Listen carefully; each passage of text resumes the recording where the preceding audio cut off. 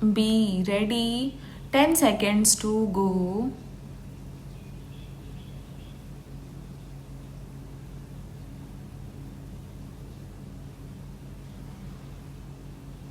Start. Sir, with regard to this banking laws, there is much to be said.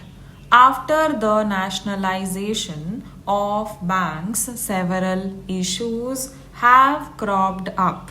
Here, the government proposes certain amendments, out of which some are necessary, but I would like to draw the attention of the Honorable Minister to the Banking Laws Bill 70 of 1983, in which there is a proposal for prohibition of the acceptance of deposits by unincorporated bodies.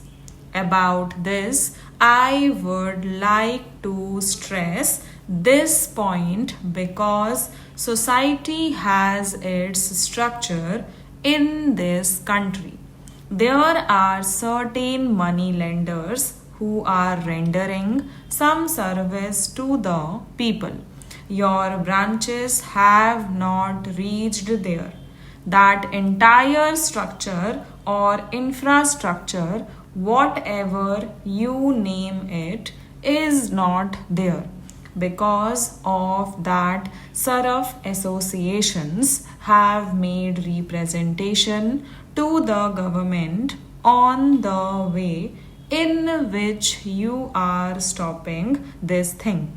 If we say you can collect deposits from 10 people only, then this entire thing will come to a standstill. Your other amendments I support, but as far as this thing is concerned, I would like the government to think. The basic objective, which is difficult to understand and much less to appreciate, of this underlying objective behind the introduction of the bill, and more particularly the amendment mentioned above, which is likely to have a far reaching effect on various sectors of the economy. If the government is determined to protect and promote the interest of the depositors or root our malpractices on the part of certain elements in the informal credit market, then there are various ways and means by which these aims could be achieved. It is apprehended that such a drastic measure will result in squeezing the source of credit in the informal credit market, which will not only paralyze the normal course of conduct of business in the urban and rural areas, but also provide wide scope for unhealthy and undesirable practice, a situation which can hardly be viewed with calm. We humbly feel that rigorous restrictions on acceptance of deposits by the unincorporated bodies has also draconian measures to control them would only cause serious damage to the economy, resulting in hardship to millions of people without any commensurate benefit to anybody. Now, sir, this is the representation that they have made.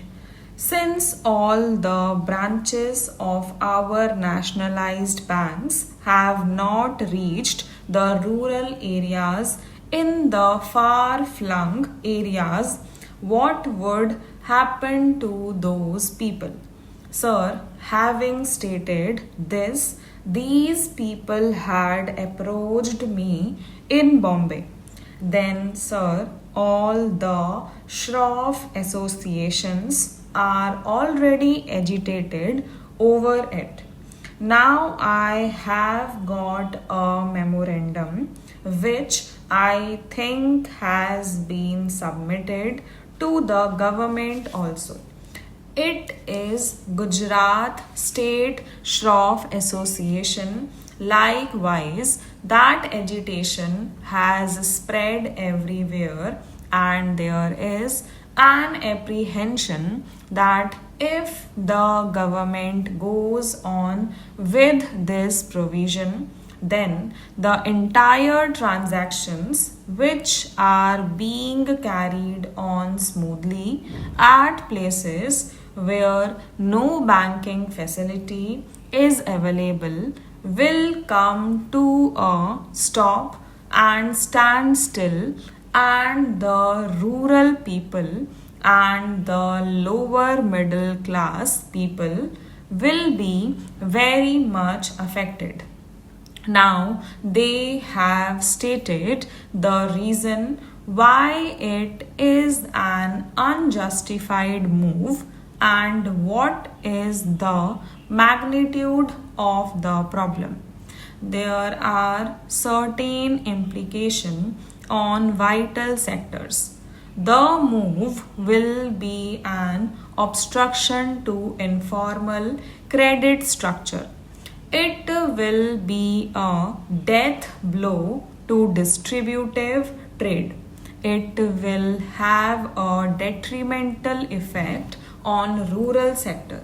Then it has been mentioned that it will have a crippling impact on indigenous banking. It will aggravate unemployment.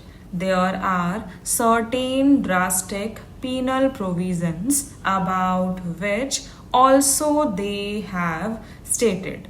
They have mentioned about the erosion of moral values also. Well, sir, we may keep it aside. We all should be very much concerned with the moral values also. Now, it has a far reaching impact. They have stated all this in their memorandum. I would only like to highlight one or two main points. It has to be realized that the informal credit structure comprising of trade, business, commission agents, and indigenous bankers has been rendering valuable services since times immemorial to various sectors of the society, and more particularly in rural and semi urban areas. What is more, they occupied a place of pride due to personalized service to both clients and depositors, coupled with high efficiency and prompt service at low overhead cost. Even though greater percentage of information credit structure is unsecured, viz the bank credit which is mostly secured, the default is very low. Despite substantial expansion of bank branches, not only of the nationalized banks but also the national rural banks and the cooperative banks, the informal credit market continues to serve the increasing needs of the internal trade, industry, and commerce of the country, which highlight its viability and indispensability. Even in developed countries like USA, informal and non-banking commercial credit markets operate without being subjected to close customary and legal regulation characteristic of commercial banking and its variants. In such circumstances, instead of destroying such informal credit structure, it would be useful to revitalize and reinvigorate it. Stop.